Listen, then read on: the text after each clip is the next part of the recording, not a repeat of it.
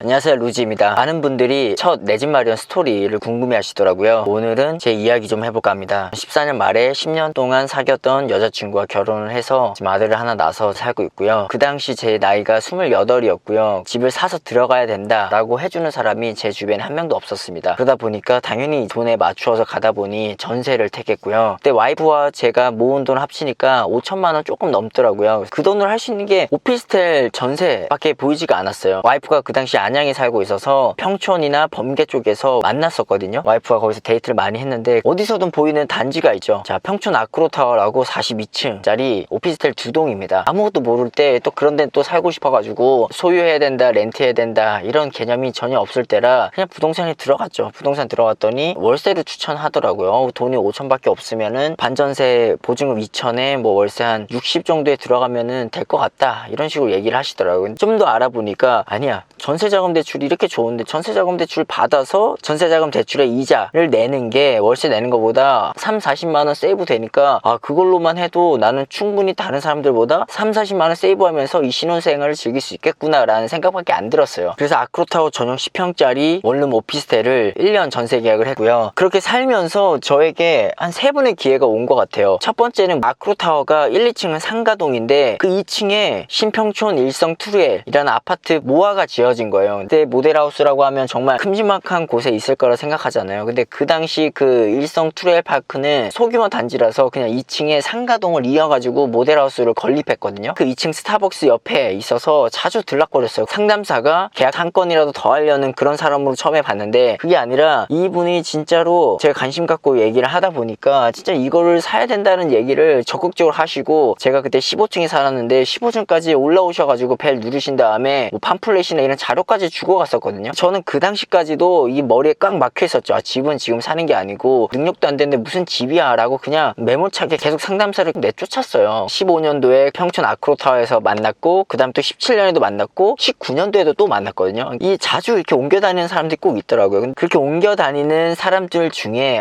핫한 곳만 잘 골라서 가는 사람들이 있더라고요. 그 상담사가 했던 말이 지금 와서는 결과론적이지만 다 맞았던 거죠. 15년도에 그때 이게 한 3억에서 4억 사이 했던 것 같은데 지금 7, 8억 정도 하니까 뭐가 됐든 이분 말 듣고 그 미분양을 제가 샀으면 그래도 뭐 100% 수익이 났겠죠. 그리고 실거주도 안정적으로 하고 있을 거고요. 그렇게 15년도에 제가 전세를 살면서 한 번의 기회를 놓친 거고요. 두 번째 기회는 그렇게 지낸 도중에 한 전세 계약했던 부동산에서 연락이 온 거죠. 연락이 와서 평촌역 근처에 더샵 센트럴시티 분양권이 저렴하게 나왔다는 거예요. 피가 한 7천에서 8천인데 조정을 해서 5천까지 맞춰줄 수 있으니 한번 이거 사보라고, 분명히 이거 많은 차익을 가져다 줄 거라고 이렇게 얘기를 했었거든요. 근데 이것도 제가 또 놓쳤죠. 그러면서 그렇게 오피스텔 1년 계약 만기가 다가오고 이제 집주인에게 연락이 온 거예요. 지금 전세가 1억 4천인데 지금 주변 이렇게 전세가를 보니까 나는 3천 올려서 1억 7천은 맞춰야겠다라고 하시는 거죠. 그때 저는 정말 충격을 먹었거든요. 1년 동안 와이프와 내가 아무리 모아도 이 3천만 원이라는 돈을 1년 만에 만들 수 없는데 어떻게 3천만 원을 올려달라고 하지? 그러면서 집주인을 굉장히 제가 속을 욕했어요. 제가 하고 싶은 말이 뭐냐면, 이 사람은 뭔가 고정관념에 갇혀있으면 절대 다른 게 보이지 않고요. 주변에서 자꾸 나에게 충격을 주는 건수가 있어야지 사람은 발전한다는 겁니다. 지금은 안티프레질이라고 좋은 말로 포장해서 얘기하지만 뭐든지 사람에게 기회라는 것은 안티프레질 요소로 오는 게 아닙니다. 그냥 무조건 다 충격이에요. 근데 그 충격을 계속 받다 보면 본인도 어느 정도 생각을 하게 돼 있는 거죠.